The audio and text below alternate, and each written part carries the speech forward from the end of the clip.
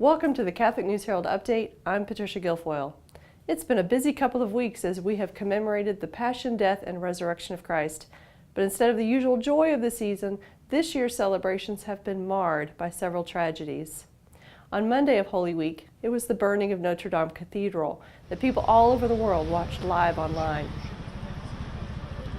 On Easter Sunday, suicide bombings of 3 churches in Sri Lanka that killed 253 people, including many children. Then a terrorist attack on a church in Burkina Faso that killed 6 people. Closer to home, a shooting at a San Diego synagogue in which 1 person was killed and 3 others injured, including the rabbi.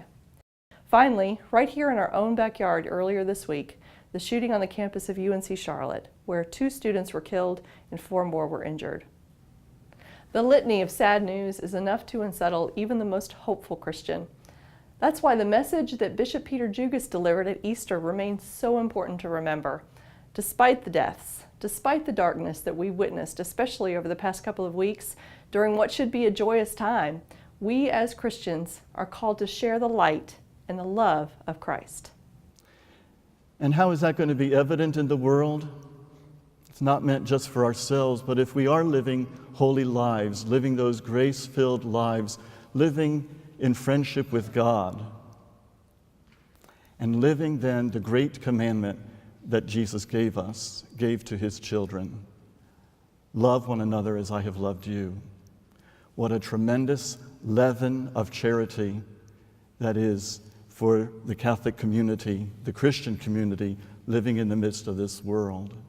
A world which is broken by hatred, by lies, by violence, by wars, by darkness all around, and yet the charity of Christians is a leaven in the midst of that world. And where would the world be without Christian love?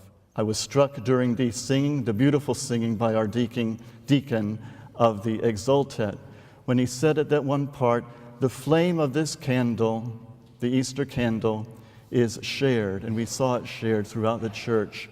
And as it was shared, though the flame, the light remained undimmed, but continued to multiply. And that is the way it is with the charity of Christ, which we receive from the heart of Christ himself, shared through many Christian lives, undimmed, but spreading out into the world to be a leaven lifting up the world.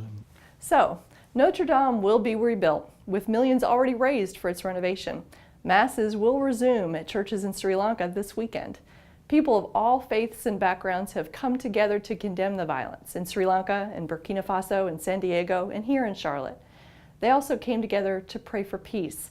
At St. Thomas Aquinas Church, just across the street from the UNC campus, Father Patrick Winslow held a prayer service Wednesday to remember the shooting victims and to console the community.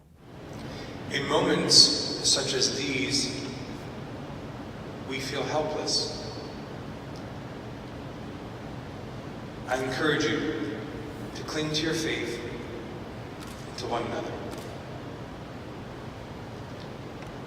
In faith, we know that our blessed Lord, who was himself unjustly slain and whose security was often threatened, is close to us.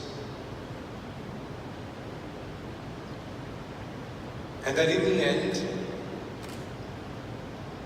God will make right these wrongs. For the Catholic News Herald Update, I'm Patricia Guilfoyle.